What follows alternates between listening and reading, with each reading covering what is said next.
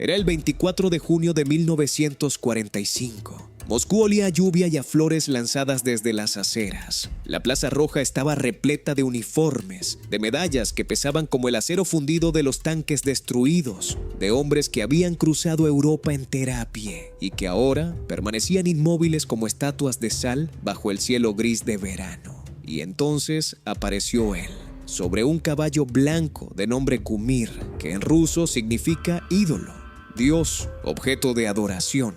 Con el uniforme de mariscal bordado en oro, con la mirada de alguien que ha visto cosas que no pueden contarse en voz alta, Georgi Konstantinovich Chukov avanzó por la plaza ante 200,000 soldados en formación. El mundo entero lo observaba. Las cámaras rodaban. La imagen se repetiría durante décadas en cada aniversario de la victoria, en cada manual escolar, en cada película soviética sobre la Gran Guerra Patria. Un campesino sin apellido ilustre, un hijo de zapatero remendón. El hombre que derrotó a Hitler. Una historia perfecta. Demasiado perfecta. El canon soviético. La fábula del hombre que surgió de la nada. La versión oficial de la vida de Chukov fue construida con la misma precisión con la que se construían las estatuas socialistas. Proporciones calculadas, defectos eliminados, narrativa diseñada para inspirar. Según esa versión, Georgi nació en 1896 en Strelkovka, una aldea de la provincia de Kaluga tan pequeña que ni siquiera figuraba en la mayoría de los mapas del imperio. Hijo de Konstantin Chukov, zapatero, y de Eustinia Artemieva, campesina. Familia sin recursos, sin influencias, sin nombre. El padre ganaba lo justo para no morirse de hambre. La madre remendaba ropa ajena para completar el ingreso familiar. A los 11 años, el pequeño Georgi fue enviado a Moscú a trabajar como aprendiz en una peletería, sin educación formal completa, sin padrinos políticos, sin más capital que sus propias manos y una inteligencia que, según el canon, se impuso sola, como la hierba que rompe el asfalto. La revolución de 1917 lo encontró en filas del ejército imperial, sobrevivió al caos sin alinearse con el bando equivocado y después ascendió en el ejército rojo con una velocidad que sus biógrafos oficiales atribuyeron a la meritocracia del nuevo sistema soviético. El mejor sistema del mundo, aquel en que el talento, y no el apellido, determinaba el destino. Para 1939, Chukov ya era general. Para 1941, comandaba frentes enteros. Para 1945, era el mariscal de la victoria. De aprendiz de pletero a símbolo nacional en menos de 4 décadas. Magnífico, inspirador. Y si uno se detiene a mirar los números, materialmente imposible. ¿Por qué los mitos se construyen? El héroe como producto político. Antes de comenzar a desarmar la leyenda, conviene entender por qué existe. Los estados, y especialmente los estados que nacen de revoluciones violentas, necesitan héroes con la misma urgencia con la que necesitan pan y municiones. Un héroe cumple funciones que ningún decreto puede cumplir. Legitima el sistema que lo produjo. Demuestra que ese sistema es justo y abierto. Convierte la ideología abstracta en carne y sangre reconocible. El héroe soviético ideal tenía que cumplir un requisito indispensable. Debía venir de abajo. No podía tener apellido aristócrata. No podía haber estudiado en el extranjero. No podía tener vínculos con la antigua burguesía. Tenía que ser, en su origen, exactamente aquello que el régimen decía defender: el pueblo, la clase obrera, el campesino sin tierra.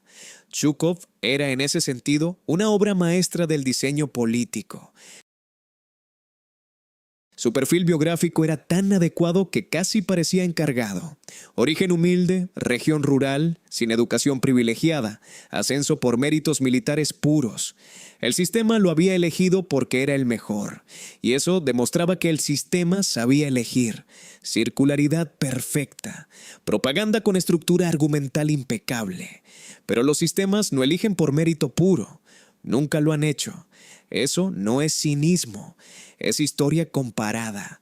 En la Roma imperial, en la corte de Luis XIV, en el Pentágono del siglo XX, el ascenso dentro de una estructura de poder siempre requiere 2 ingredientes que no aparecen en ningún currículum oficial: dinero para llegar al punto de partida correcto y alguien con suficiente influencia que decida que vale la pena invertir en ti. El héroe es siempre, en alguna medida, un proyecto. La pregunta no es si alguien lo apoyó, sino quién, con qué objetivo y qué obtuvo a cambio. 3 preguntas que la historia oficial prefirió no hacer. Hay 3 anomalías en la biografía de Zhukov que cualquier historiador con formación básica debería haber señalado desde hace décadas. No son conspiraciones, no son fantasías, son contradicciones documentales que requieren explicación y que la historiografía soviética, y en buena medida la rusa posterior, sistemáticamente ignoró. La primera anomalía es el dinero. En 1907, cuando el niño Georgi fue enviado a Moscú como aprendiz, el costo de vida en la capital era incompatible con los ingresos de una familia campesina de Kaluga. El viaje, el alojamiento, la manutención, el acceso a una peletería de cierta reputación, todo eso tenía un precio. ¿De dónde salió ese dinero? La respuesta oficial es vaga hasta la incomodidad. La familia hizo sacrificios. Pero los números, como veremos en detalle en la segunda parte, no cuadran bajo ningún modelo de cálculo razonable. La segunda anomalía es la supervivencia.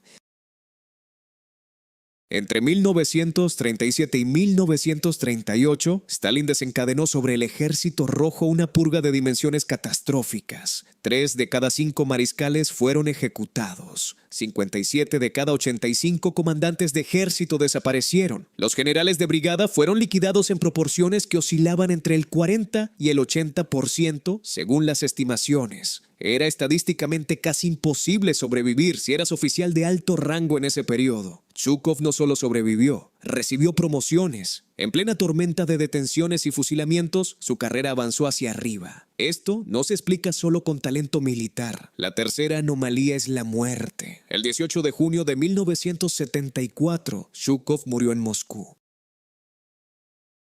Las fuentes soviéticas registran que antes de que su cuerpo hubiera sido preparado para el funeral, agentes del KGB irrumpieron en su apartamento y confiscaron documentos, correspondencia privada y materiales de archivo personales. No esperaron, no pidieron permiso a la familia. Actuaron con la urgencia característica de quien sabe exactamente lo que está buscando y teme que alguien más llegue primero. ¿Qué sabía Zhukov que el Estado soviético necesitaba suprimir con tanta urgencia?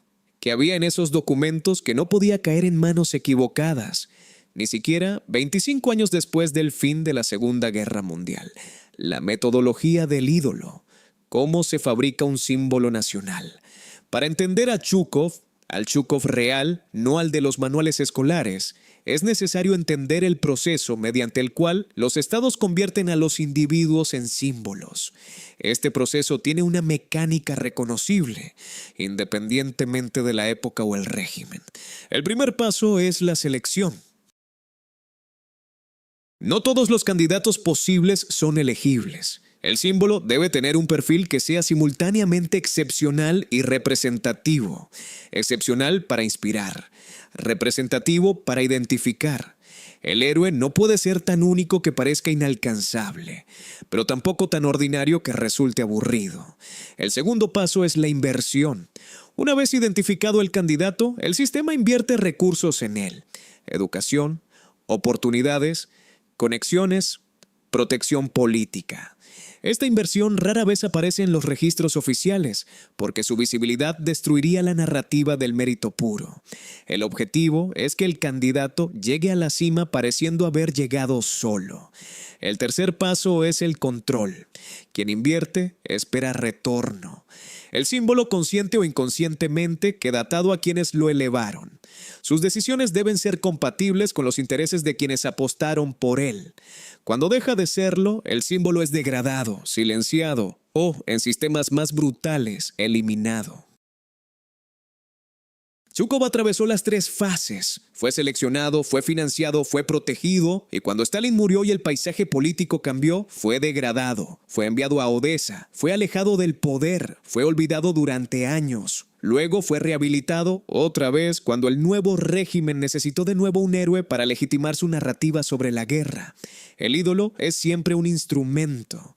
La pregunta es ¿de quién? El caballo blanco como metáfora. Volvamos por un momento a la Plaza Roja, al caballo blanco, a la imagen que millones de personas recibieron como verdad sin cuestionarla. Existe un detalle que los documentales soviéticos nunca mencionan. Chukov no era un jinete especialmente hábil. Según testimonios de personas que estuvieron presentes en los ensayos previos al desfile de la Victoria, el mariscal tuvo dificultades considerables para controlar a Kumir durante las sesiones de práctica. El caballo era nervioso, reactivo al ruido de las fanfarrias militares, difícil de manejar. Chukov practicó durante días. Llegó al desfile real habiendo memorizado cada movimiento. La imagen perfecta fue el resultado de un trabajo invisible. El símbolo de dominio natural fue en realidad el producto de un esfuerzo calculado. El héroe espontáneo era un hombre que había ensayado la espontaneidad. Hay algo profundamente honesto en eso, si uno está dispuesto a mirarlo sin el filtro de la mitología. Chukov era inteligente. Sabía que el poder exige representación y la representación exige preparación. Lo que hacía en el campo de batalla, calcular, anticipar, actuar con precisión sobre terrenos complejos, lo hacía también en el teatro de la política. Estudiaba el escenario, ensayaba el papel y luego actuaba como si todo fuera instinto. Esa es la primera clave para entender a Chukov como sistema y no como mito. Era un actor extraordinariamente consciente de sí mismo dentro de una estructura que recompensaba la apariencia de naturalidad. Detrás del mariscal en el caballo blanco había décadas de maniobras que nadie filmó. Y en la siguiente parte seguiremos el dinero, porque el dinero no miente, no olvida y no sabe guardar secretos para siempre. Hay una regla que los investigadores financieros conocen bien y que los historiadores deberían tatuarse en la muñeca.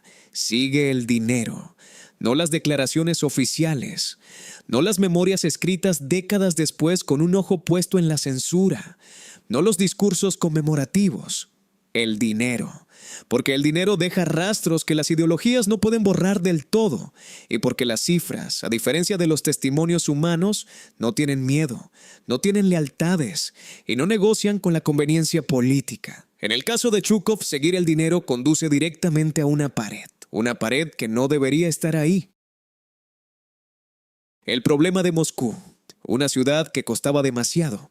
En 1907, cuando Konstantin Chukov, el padre, el zapatero remendón de Strelkovka, tomó la decisión de enviar a su hijo de 11 años a Moscú, estaba tomando una decisión que sus finanzas no podían sostener. Para entender por qué, hay que entender qué significaba el dinero en la Rusia imperial de principios del siglo XX. Una familia campesina media en la provincia de Kaluga generaba entre 150 y 200 rublos anuales en conjunto. Eso incluía la venta de productos agrícolas, los trabajos estacionales y cualquier ingreso complementario que pudieran obtener. Era suficiente para sobrevivir en el campo, donde la vivienda era propia, donde parte de los alimentos se producían directamente, donde la economía funcionaba en buena medida al margen del mercado monetario formal. Moscú era otro universo. El alojamiento básico en la capital, una cama en un cuarto compartido en los barrios obreros, costaba entre 6 y 12 rublos mensuales. La alimentación mínima para un niño en crecimiento, comprando en los mercados populares, sumaba otros 8 o 10 rublos al mes.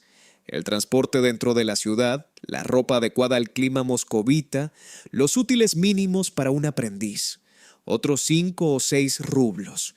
Estamos hablando de entre 200 y 30 rublos anuales solo para mantener a un niño vivo y presentable en Moscú, sin contar el costo del viaje inicial, que desde Kaluga representaba varios días de desplazamiento y entre 3 y 5 rublos adicionales.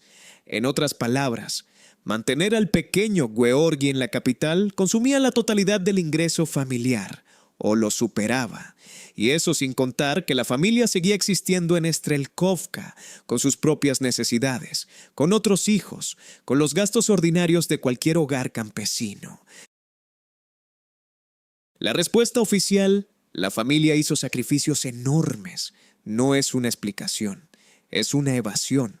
Los sacrificios tienen límites físicos. No puedes gastar más de lo que ganas, por mucho que te sacrifiques. Y si lo haces durante meses, dejas de existir. la familia Chukov no dejó de existir. Konstantin continuó trabajando en Strelkovka. Georgi continuó en Moscú. Alguien pagó la diferencia. El tío de Moscú, la explicación conveniente y sus problemas. Los biógrafos oficiales de Chukov tienen una respuesta preparada para esta objeción. En sus memorias, el propio mariscal menciona hasta un tío materno llamado Mikhail Artemiev, que vivía en Moscú y que supuestamente facilitó el acceso del joven Georgi a la peletería donde trabajó como aprendiz. Este tío es presentado como el eslabón que explica todo: la conexión moscovita, el primer empleo, la posibilidad de establecerse en la capital.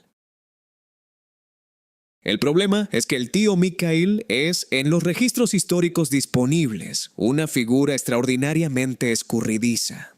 No hay documentación independiente que establezca con precisión su posición económica, su nivel de ingresos o su capacidad real para mantener a un sobrino durante años. Las memorias de Chukov lo mencionan de pasada, con la vaguedad calculada de quien no quiere dar demasiados detalles sobre algo que podría levantar preguntas inconvenientes. Si el tío Mikhail era un simple obrero moscovita, como sugiere su entorno social, tampoco tenía capacidad financiera para absorber los costos de un sobrino adicional, sin afectar gravemente su propio nivel de vida. Si tenía una posición más acomodada, surge la pregunta de cómo un hermano de una campesina de Strelkovka llegó a tener esa posición, y por qué esa parte de la historia familiar brilla por su ausencia en todas las versiones oficiales. Los huecos en la narrativa del tío Mikhail son demasiado regulares para ser accidentales. Parecen recortes deliberados, bordes que alguien limpió con cuidado para que no sobresalieran. La segunda prueba: el precio de montar a caballo. Existe un segundo problema financiero en la biografía de Chukov que es, si cabe, más revelador que el primero. Cuando el joven Georgi fue reclutado en el ejército imperial en 500, fue asignado a la caballería. Este detalle se presenta habitualmente como una circunstancia menor, casi anecdótica, pero tiene implicaciones económicas que la mayoría de los textos pasan completamente por alto. En el ejército ruso de esa época, la asignación a la caballería no era democrática. Un soldado de infantería costaba al Estado aproximadamente 120 rublos anuales en equipamiento, alimentación y mantenimiento básico. Un soldado de caballería costaba entre 300 y 400 rublos anuales, porque incluía el mantenimiento del caballo, el equipamiento especializado y una formación más intensiva y prolongada.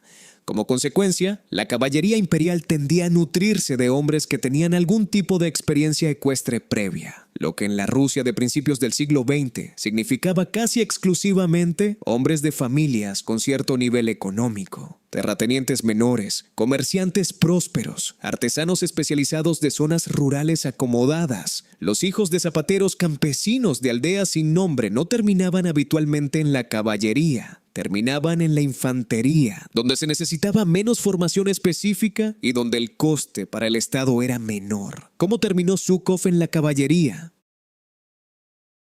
La respuesta oficial, que simplemente fue asignado ahí, omite el mecanismo mediante el cual esas asignaciones se producían, que invariablemente involucraba recomendaciones, conexiones o pagos informales para acceder a las unidades más prestigiosas. El apellido, una pista escrita en piedra y luego borrada. La segunda gran anomalía de la biografía de Chukov no es financiera, es lingüística y conduce a territorios que la historiografía soviética consideró, con razón desde su propio punto de vista, absolutamente intocables. El apellido Chukov deriva de la palabra rusa Shuk, que significa escarabajo. Es un apellido perfectamente ruso, perfectamente neutro, perfectamente inofensivo.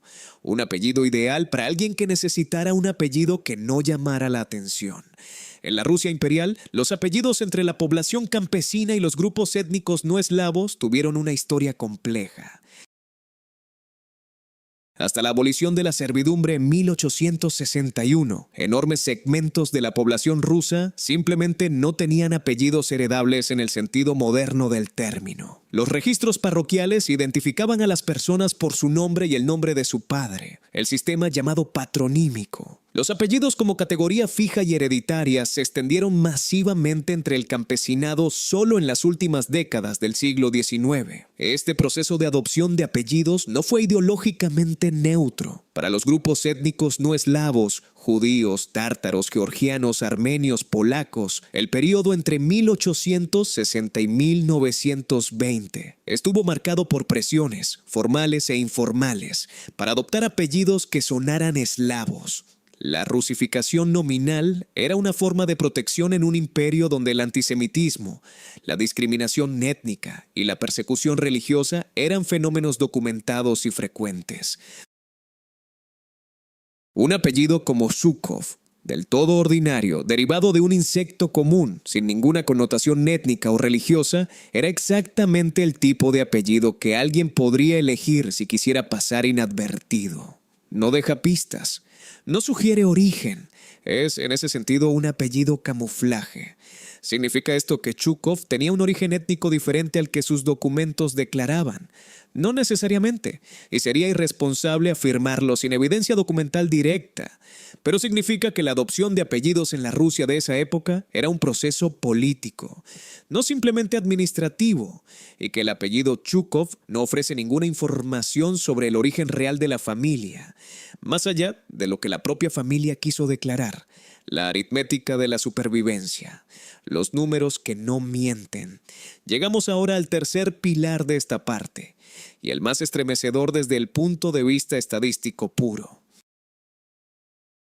Entre agosto de 1937 y noviembre de 1938, el Ejército Rojo fue sometido a una purga cuyas dimensiones no tienen paralelo en la historia militar moderna. Las cifras, aunque debatidas en sus detalles específicos, son consistentes en su magnitud. 3 de los 5 mariscales de la Unión Soviética fueron ejecutados. 13 de los 15 comandantes de ejército corrieron la misma suerte. 50 de los 57 comandantes de cuerpo desaparecieron. 154 de los 186 comandantes de división fueron detenidos, ejecutados o enviados a los campos. Si se expresan estas cifras en términos de probabilidad individual, el resultado es escalofriante. Un oficial soviético de alto rango tenía entre un 70 y un 90% de probabilidades de ser arrestado, ejecutado o al menos degradado durante ese periodo de 16 meses. La supervivencia no era la norma. La supervivencia era la excepción estadística que requería explicación. Zhukov no solo sobrevivió. En 1937, mientras sus colegas eran arrestados a un ritmo que hacía imposible mantener el orden de batalla del ejército, Zhukov fue nombrado comandante del tercer cuerpo de caballería. En 1938, mientras la purga continuaba su trabajo, fue nombrado comandante del distrito militar de Bielorrusia Occidental. En 1939, fue enviado a Mongolia para comandar las fuerzas soviéticas en la batalla de Jalchingol contra Japón, y ganó, con una brillantez táctica que le granjeó el título de héroe de la Unión Soviética. Cada uno de esos pasos ascendentes se produjo en el contexto de una purga que eliminaba a los hombres que ocupaban exactamente esos puestos. Zhukov no subía porque quedaran vacantes por razones naturales. Subía porque las vacantes las creaba Stalin, y Stalin elegía quién las ocupaba. Que Zhukov ocupara sistemáticamente esas posiciones en lugar de seguir a sus predecesores al pelotón de fusilamiento exige una explicación que va más allá del talento militar. El talento no te protege de Stalin, la lealtad a Stalin tampoco, como demostraron decenas de generales impecablemente leales que aún así fueron ejecutados. Lo que te protegía era pertenecer al círculo correcto, tener el padrino correcto, ser el activo de alguien suficientemente poderoso como para que tu nombre no apareciera en las listas.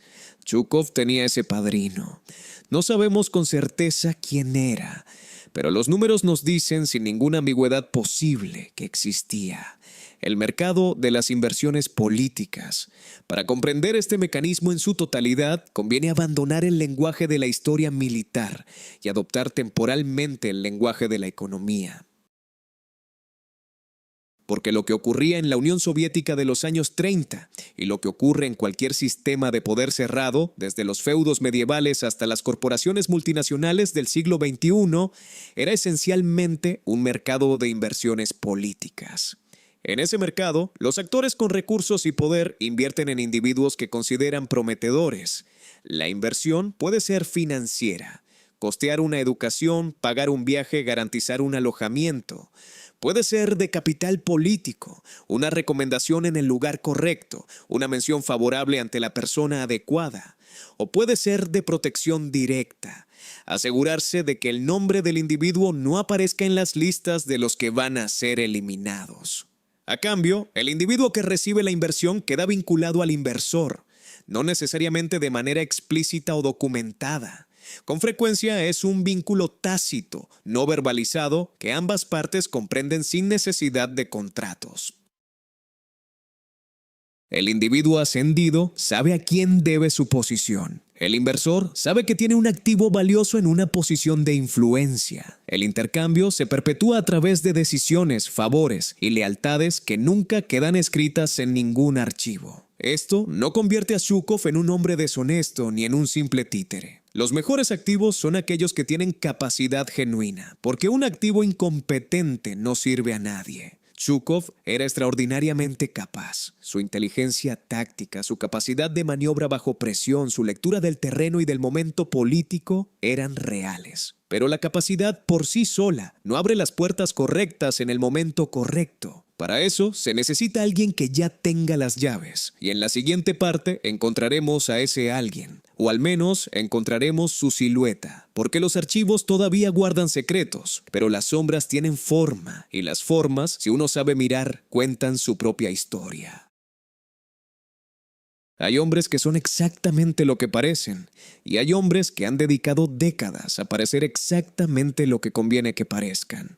La diferencia entre ambos tipos es invisible desde afuera, y esa invisibilidad es precisamente el punto. Zhukov pertenecía al segundo grupo y lo sabía. Lo que resulta fascinante y perturbador es la maestría con la que ejecutó esa performance durante casi 4 décadas, ante el observador más peligroso del siglo XX, Iósif Stalin. Para sobrevivir cerca de Stalin había que resolver un problema que no tenía solución elegante. Si eras demasiado brillante, te convertías en una amenaza. Si eras demasiado mediocre, dejabas de ser útil. Si mostrabas ambición, firmabas tu sentencia. Si no la mostrabas, te ignoraban. El equilibrio exacto entre estas 4 fuerzas era el secreto de la longevidad en el entorno estalinista, y muy pocos hombres lograron mantenerlo durante el tiempo suficiente para contarlo. Zhukov lo mantuvo más de 20 años. Eso no fue suerte, fue arquitectura. El soldado bruto como construcción deliberada. La imagen pública de Zhukov, tanto la que él mismo cultivó en sus memorias como la que sus contemporáneos describieron en sus testimonios, era la de un hombre esencialmente simple, directo hasta la rudeza, práctico hasta la impaciencia, sin interés en las sutilezas de la política, sin paciencia para las intrigas de palacio, sin ambiciones más allá del campo de batalla. Un soldado puro, casi primitivo en su concentración sobre el objetivo militar inmediato. Esta imagen era, en todos sus aspectos esenciales, una mentira extraordinariamente bien construida. Los hombres que trabajaron directamente con Zhukov a nivel operativo y que dejaron testimonios escritos fuera del alcance de la censura soviética, algunos publicados en el exterior, otros encontrados en archivos que se abrieron parcialmente tras la caída de la URSS, describen a un hombre completamente diferente. Describen a alguien que leía con voracidad, que memorizaba estadísticas logísticas con precisión fotográfica, que comprendía las implicaciones políticas de cada decisión militar con una sofisticación que sus subordinados encontraban a veces desconcertante. Describen a alguien que era perfectamente capaz de mantener conversaciones de alto nivel sobre economía de guerra, sobre relaciones internacionales, sobre la psicología de los líderes enemigos, y que, en presencia de Stalin, transformaba todo eso en silencio, en brusquedad, en la apariencia de un hombre que solo entendía de tanques y mapas. El coronel Nikolai Popel, que sirvió bajo las órdenes de Zhukov durante la batalla de Kursk y dejó memorias detalladas publicadas parcialmente en los años 60, escribió algo que los editores soviéticos consideraron conveniente suavizar en la versión oficial, pero que en las copias originales mecanografiadas decía con claridad: Zhukov sabía exactamente cuándo ser inteligente y cuándo fingir que no lo era. Esa capacidad, escribió Poppel, era la más rara y la más valiosa de todas las que poseía el mariscal. Las memorias como obra de ficción controlada. En 1969, Zhukov publicó sus memorias bajo el título Memorias y Reflexiones. El libro se convirtió en un éxito editorial masivo, fue traducido a docenas de idiomas y fue tratado durante décadas como una fuente primaria de primer orden sobre la Segunda Guerra Mundial en el Frente Oriental. Releerlo hoy, con la distancia de medio siglo y el acceso parcial a fuentes que entonces eran imposibles de consultar, produce una sensación peculiar. Las memorias de Zhukov son un libro extraordinariamente cuidadoso en lo que omiten. Cada episodio potencialmente revelador, cada momento en que la historia podría derivar hacia territorios incómodos, es cortado exactamente en el punto justo, antes de que se vuelva interesante. Las descripciones de sus relaciones con Stalin son meticulosamente ambiguas. Los detalles sobre sus fuentes de financiamiento y apoyo previos a la guerra brillan por su ausencia. Los momentos en que tomó decisiones que contravenían las órdenes directas del alto mando son presentados con una vaguedad que hace imposible reconstruir la cadena real de autorización. Esto no es incompetencia literaria. Zhukov era un hombre inteligente escribiendo en un sistema donde la inteligencia literaria podía costarte la libertad.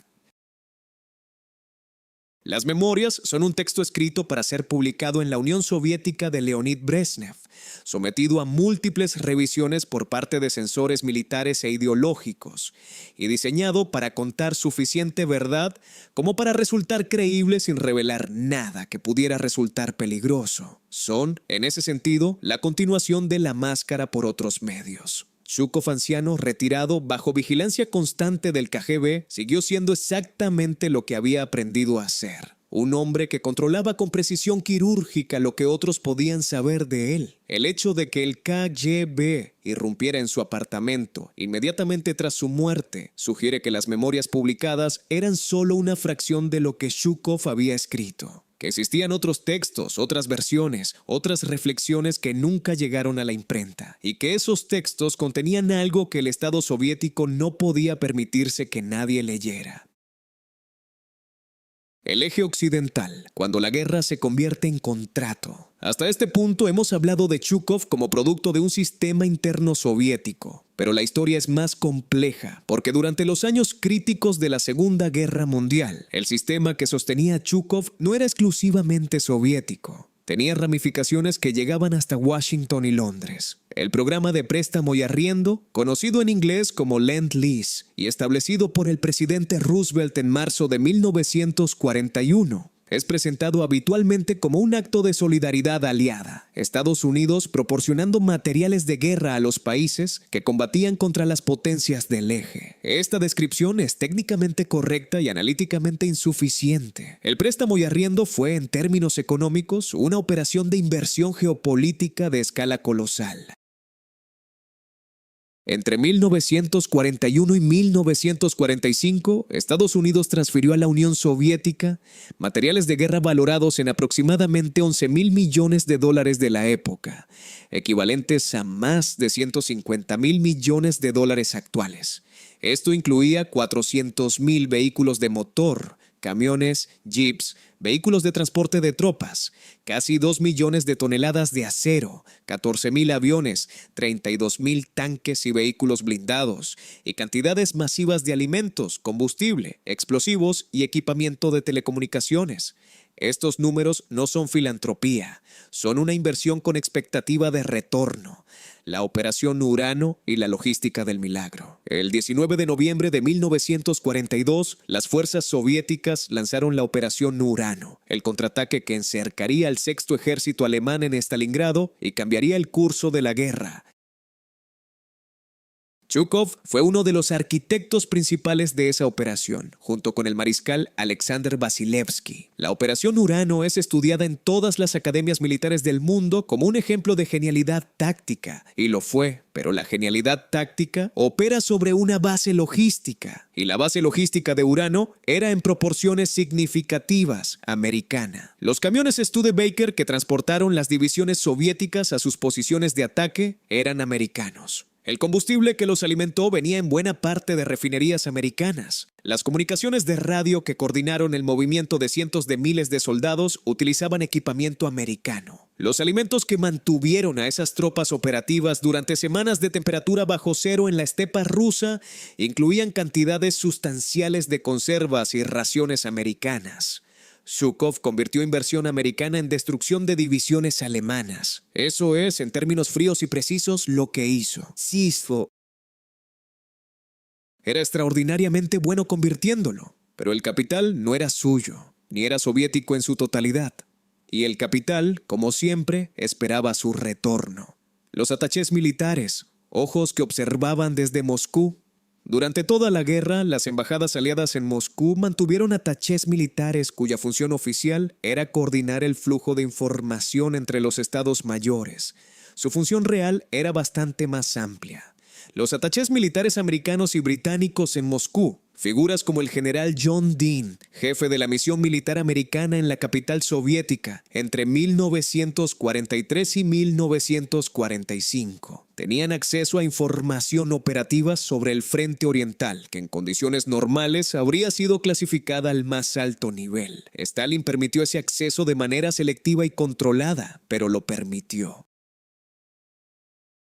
Zhukov, como comandante supremo de operaciones en múltiples frentes críticos, fue objeto de una atención considerable por parte de estos observadores occidentales. Los informes que Dean y sus colegas enviaban a Washington describían a Zhukov con un vocabulario que resulta revelador, eficiente, predecible en su imprevisibilidad, orientado a resultados, pragmático hasta el cinismo en cuestiones de recursos humanos.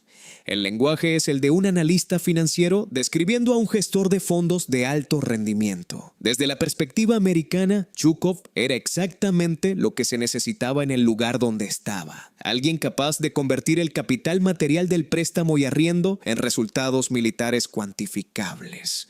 El retorno de la inversión se medía en divisiones alemanas destruidas, en kilómetros de frente recuperados, en meses de guerra acortados.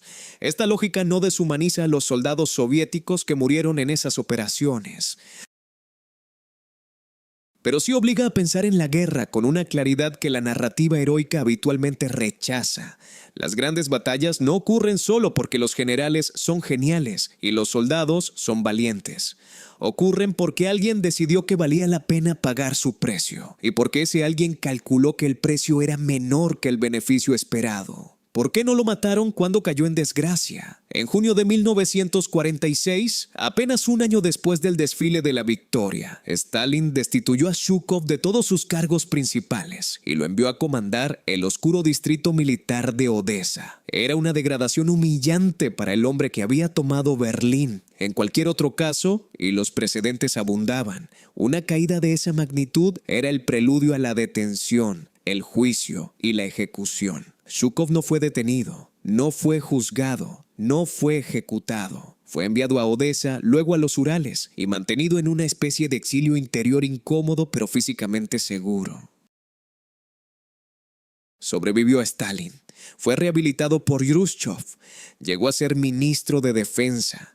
Murió en su cama en 1974, a los 77 años. ¿Por qué no lo mató Stalin? La respuesta más común es que Stalin respetaba el genio militar de Zhukov y no quería perder ese activo en caso de una nueva guerra. Esta explicación es psicológicamente plausible, pero históricamente insuficiente. Stalin había ejecutado a generales igualmente talentosos sin ningún escrúpulo visible. Una explicación más consistente con la evidencia disponible es que Zhukov, en el momento de su caída en desgracia, tenía protección que iba más allá del aparato soviético interno. Que las redes que lo habían sostenido desde sus años de formación incluían conexiones que Stalin no podía eliminar sin consecuencias que no estaba dispuesto a asumir. Que el activo era demasiado valioso, demasiado visible internacionalmente, demasiado vinculado a intereses que trascendían las fronteras del Imperio Soviético para ser simplemente suprimido. Los grandes activos no se destruyen fácilmente, se guardan, se mantienen en reserva, se sacan cuando vuelven a ser necesarios. Zhukov fue guardado, y cuando Khrushchev lo necesitó para legitimar su propio poder, para construir una narrativa de la guerra que justificara su liderazgo, para tener junto a él al símbolo viviente de la victoria, lo sacó de la reserva y lo volvió a poner en circulación. El ídolo había cumplido su función y seguiría cumpliéndola, incluso desde la tumba, incluso con los archivos confiscados, incluso con las preguntas sin respuesta, acumulándose en los márgenes de la historia oficial. En la última parte llegaremos a las conclusiones y veremos que Zhukov no es una anomalía histórica, es un patrón. Un patrón que se repite con variaciones desde Roma hasta el presente.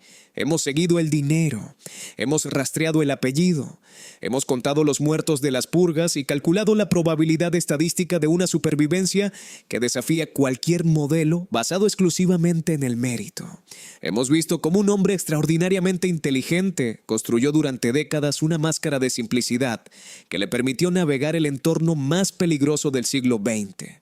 Hemos visto cómo una guerra de dimensiones apocalípticas fue también, en sus capas más profundas, una operación de capital con expectativa de retorno. Ahora toca dar el paso que la historia oficial siempre evita, salir del caso particular y preguntar qué nos dice sobre el funcionamiento general del poder. Porque si Zhukov fuera una anomalía, un caso único, irrepetible, producto de circunstancias tan específicas que no puede enseñarnos nada sobre el presente, podríamos archivarlo con curiosidad académica y seguir adelante. Pero no lo es. Zhukov es un ejemplo especialmente bien documentado de un patrón que se repite con una regularidad que debería incomodar a cualquiera que piense seriamente sobre cómo funcionan las estructuras de poder en cualquier época y cualquier lugar. Los otros mariscales, el patrón que se multiplica. Antes de generalizar, conviene mirar a los contemporáneos de Zhukov. Porque si el mecanismo que hemos descrito fuera exclusivo de él, podríamos atribuirlo a sus circunstancias personales. Pero cuando se aplica el mismo análisis a los otros grandes comandantes soviéticos de la Segunda Guerra Mundial, el patrón se reproduce con una consistencia que elimina la posibilidad de la coincidencia. Konstantin Rokossovski nació en 1896 en Velikie Luki, hijo, según la versión oficial, de un maquinista ferroviario polaco y una maestra rusa. Origen humilde, zona periférica del imperio, sin conexiones de clase. Sin embargo, en 1937 fue arrestado durante las purgas, sometido a interrogatorios que le costaron varios dientes y al menos 2 costillas fracturadas. Y luego, en un giro que no tiene precedentes claros en la historia de las purgas estalinistas, fue liberado, rehabilitado y devuelto al servicio activo. No solo eso, ascendió hasta convertirse en uno de los comandantes más brillantes de toda la guerra. Dirigió la Operación Bagration en 1944. Considerada por muchos historiadores militares la operación ofensiva más exitosa de toda la Segunda Guerra Mundial, y terminó como mariscal de la Unión Soviética, quien intervino para sacarlo de la prisión en lugar de enviarlo al pelotón de fusilamiento como a decenas de generales con perfiles similares. Los archivos no lo dicen, pero alguien lo hizo. La liberación de Rokossovski no fue un acto de clemencia espontánea de Stalin. Fue el resultado de una intervención de alguien con suficiente influencia para cambiar la decisión ya tomada. Alexander Vasilevsky, el otro arquitecto de Stalingrado junto a Zhukov, tenía un origen que los biógrafos soviéticos trataron con una delicadeza especial. Era hijo de un sacerdote ortodoxo, categoría que en la Unión Soviética equivalía a una marca de origen potencialmente letal en términos políticos. Los hijos de sacerdotes no tenían acceso fácil a posiciones de influencia en el sistema soviético. Vasilevsky no solo tuvo ese acceso, llegó a ser jefe del Estado Mayor General y Mariscal de la Unión Soviética. Su expediente personal en los archivos del Ministerio de Defensa ruso sigue teniendo secciones clasificadas hasta el día de hoy. Iván Konev, el tercer gran mariscal de la victoria, sobrevivió a las purgas pese a haber servido bajo las órdenes de varios comandantes que fueron ejecutados, circunstancia que en la lógica paranoica de Stalin solía ser suficiente para arrastrar también al subordinado. No fue arrastrado, fue promovido. El patrón es idéntico en los 4 casos. Origen modesto que no debería permitir el ascenso. Supervivencia a purgas que deberían haberlos eliminado. Carreras que avanzan exactamente cuando las probabilidades dicen que deberían detenerse. 4 hombres. 4 trayectorias imposibles. Un solo mecanismo subyacente. Napoleón, Stalin y Eisenhower. La universalidad del patrón. El mecanismo que estamos describiendo no es soviético, no es del siglo XX, no es ideológicamente específico. Es, en la medida en que podemos observarlo a través de la historia, un rasgo estructural del poder organizado en cualquier forma que haya adoptado. Napoleón Bonaparte nació en Córcega en 1769, hijo de Carlo Bonaparte, abogado de una familia de pequeña nobleza provincial italiana que había llegado a la isla recientemente. Córcega había sido cedida por Génova a Francia apenas un año antes del nacimiento de Napoleón, lo que hacía de él técnicamente un ciudadano francés de primera generación, con acento italiano, nombre italiano y una relación con Francia que era más administrativa que cultural. Este hombre, extranjero en el país que gobernaría, de origen provincial y sin grandes recursos familiares, llegó a controlar el mayor imperio que Europa había visto desde Roma. La narrativa oficial napoleónica, construida en buena medida por el propio Napoleón con la misma habilidad estratégica que aplicaba en el campo de batalla, atribuye su ascenso exclusivamente al mérito y a las oportunidades que la Revolución Francesa creó para los talentosos sin importar su origen. Pero Napoleón tuvo mentores específicos, protectores identificables, redes de apoyo dentro del ejército revolucionario que lo sostuvieron en momentos en que su carrera podría haberse quebrado. El general Dugommier, que lo rescató del oscuro destino que le esperaba tras el fracaso inicial de Tolón. El representante Salicetti, que lo rehabilitó después de su breve arresto durante el período termidoriano. El director Barras, que lo introdujo en los círculos de poder parisinos. Cada uno de estos hombres invirtió en Napoleón en el momento crítico, y Napoleón, conscientemente o no, les devolvió esa inversión con intereses en forma de influencia política y militar. Stalin, el hombre que perseguía a Zhúkov con desconfianza y que firmó las órdenes de ejecución de miles de oficiales, tiene él mismo una biografía con los mismos huecos que estamos señalando en la de su mariscal. El joven Iosif Dugashvili, georgiano, hijo de zapatero, seminarista expulsado, accedió a los círculos revolucionarios del partido bolchevique en condiciones que no han sido completamente explicadas. Sus fuentes de financiamiento durante los años de actividad clandestina, los mecanismos exactos mediante los cuales llegó a la atención de Lenin, las razones por las que sobrevivió a divisiones internas del partido, que eliminaron a rivales aparentemente más poderosos. Todo eso tiene las mismas zonas de sombra que encontramos en la biografía de Zhúkov. Dwight Eisenhower, el comandante supremo de las fuerzas aliadas en Europa Occidental, el hombre que coordinó el desembarco de Normandía, el presidente que gobernaría Estados Unidos durante 8 años, era nieto de inmigrantes alemanes menonitas que llegaron a Kansas en la segunda mitad del siglo XIX.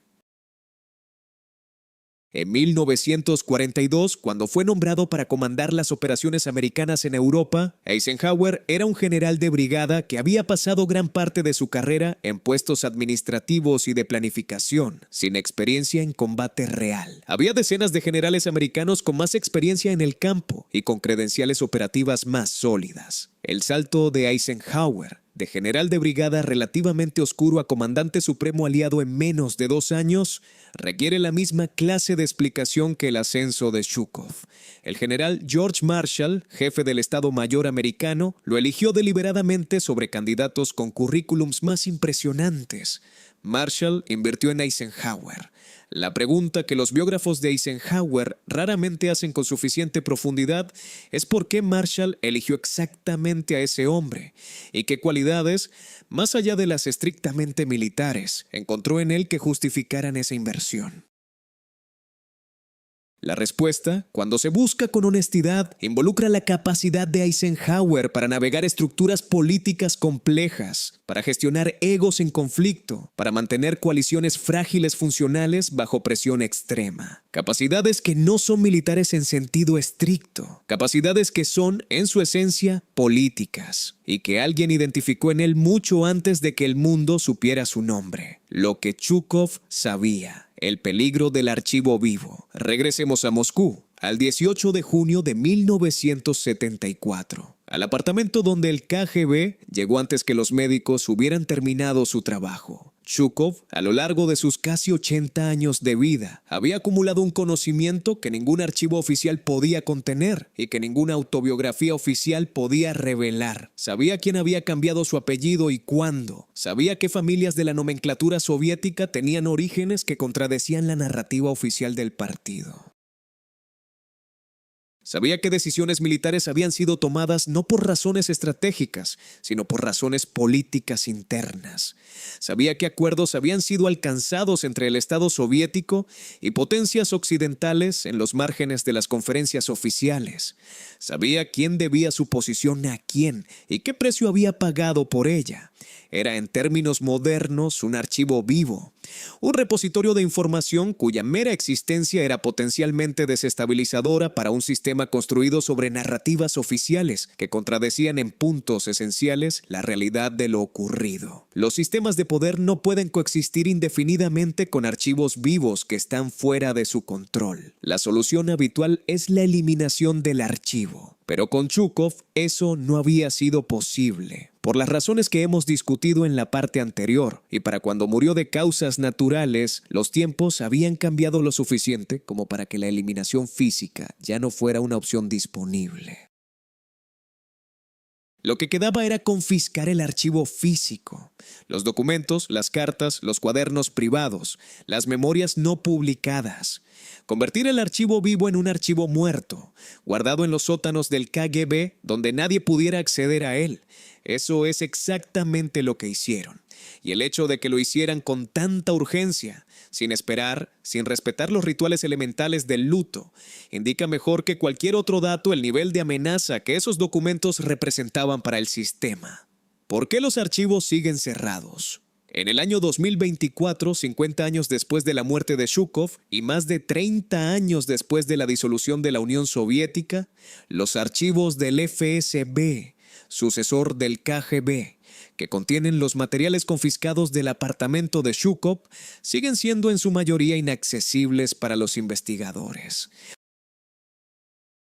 Las solicitudes de desclasificación presentadas por historiadores rusos y extranjeros han sido sistemáticamente denegadas o respondidas con la liberación de documentos que no contienen información sustantiva.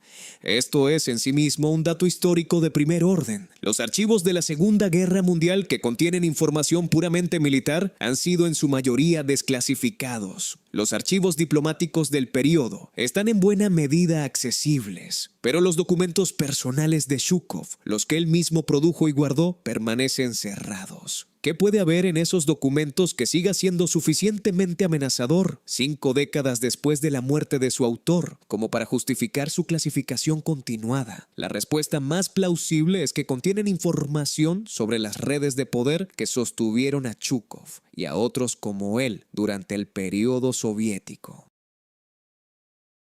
Información que podría conectar apellidos presentes en la nomenclatura rusa actual con apellidos anteriores, con orígenes ocultados, con deudas políticas que nunca fueron saldadas y cuya visibilidad seguiría siendo incómoda hoy. El poder tiene memoria larga, y los secretos que el poder guarda no caducan simplemente porque caduquen los sistemas políticos que los produjeron. El mecanismo eterno: selección, inversión, control. Hemos llegado al punto en que el caso específico de Zhukov puede ser abstraído en sus componentes esenciales, no para reducir a un hombre extraordinario a una fórmula, sino para entender qué nos enseña sobre los sistemas que producen a los hombres extraordinarios. El mecanismo tiene 3 fases que se repiten en todos los casos que hemos examinado, independientemente de la época, el sistema político o la geografía. La primera fase es la identificación.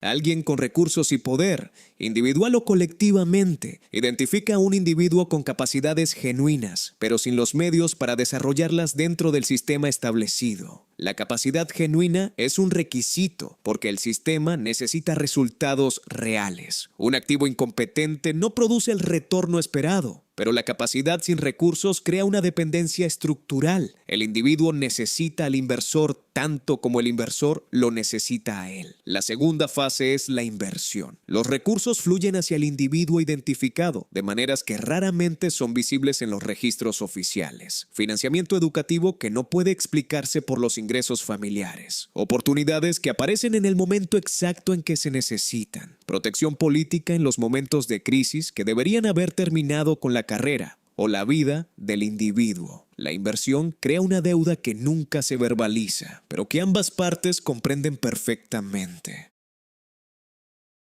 La tercera fase es el retorno. El individuo, ahora en posición de poder, toma decisiones que son compatibles con los intereses de quienes invirtieron en él, no necesariamente en forma de corrupción explícita o favores descarados. Con frecuencia el mecanismo es más sutil. El individuo simplemente no toma decisiones que perjudiquen a sus inversores. Abre puertas cuando corresponde. Cierra ojos cuando es necesario. El retorno es estructural, no transaccional. Este mecanismo no requiere conspiración en el sentido dramático del término. No requiere reuniones secretas en habitaciones oscuras, ni contratos firmados con nombres en clave. Requiere únicamente que los actores comprendan los incentivos implícitos de sus relaciones y que actúen en consecuencia. Los humanos somos extraordinariamente buenos comprendiendo incentivos implícitos. Es una habilidad que desarrollamos mucho antes de que existieran los estados, los ejércitos o los partidos políticos.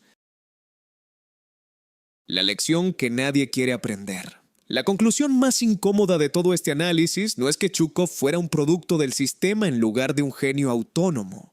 Esa conclusión, aunque importante, es relativamente digerible. Los grandes hombres tienen siempre contextos que los explican parcialmente. La conclusión más incómoda es que el sistema que produjo a Zhukov, el mecanismo de selección, inversión y control que hemos descrito, no es específico del estalinismo, ni del comunismo, ni de la Rusia del siglo XX. Es un mecanismo que opera en cualquier estructura de poder suficientemente compleja, independientemente de la ideología que declare profesar. Las democracias liberales producen sus propios Zhukovs. Las corporaciones multinacionales producen sus propios Zhukovs. Las instituciones académicas, las organizaciones religiosas, los movimientos sociales, todos generan, en mayor o menor medida, la misma dinámica de identificación, inversión y retorno. El lenguaje cambia. Los instrumentos cambian, la escala cambia, el mecanismo permanece. Entender esto no conduce al cinismo paralizante que concluye que nada importa porque todo está corrupto. Conduce a algo más útil, la capacidad de leer las estructuras de poder con los ojos abiertos, de hacer las preguntas correctas sobre el origen de los recursos y las trayectorias de las carreras, de reconocer cuándo una historia es demasiado perfecta para ser completamente verdadera. Zhukov sobre su caballo blanco en la Plaza Roja es una imagen real de un momento real. El hombre que la protagonizó tenía un talento genuino y un coraje auténtico. Pero detrás de esa imagen había décadas de dinero no explicado, de apellidos modificados, de purgas sobrevividas, de archivos confiscados, de preguntas sin respuesta que duermen en los sótanos de un servicio de inteligencia que ya no se llama KGB, pero que sigue guardando los mismos secretos. La Plaza Roja estaba llena de espectadores el 24 de junio de 1945. Todos vieron al mariscal. Muy pocos vieron el sistema que lo había puesto ahí, y el sistema, naturalmente, prefería que las cosas siguieran así. Mientras los archivos permanezcan cerrados, la historia oficial de Zhukov seguirá siendo la historia de un milagro. Cuando se abran, si alguna vez se abran, encontraremos probablemente algo más interesante que un milagro. Encontraremos el plano de construcción. Y ese plano nos dirá más sobre cómo funciona el poder que cualquier desfile, cualquier medalla y cualquier caballo blanco de nombre ídolo galopando sobre los adoquines de una plaza que lleva el nombre del color rojo.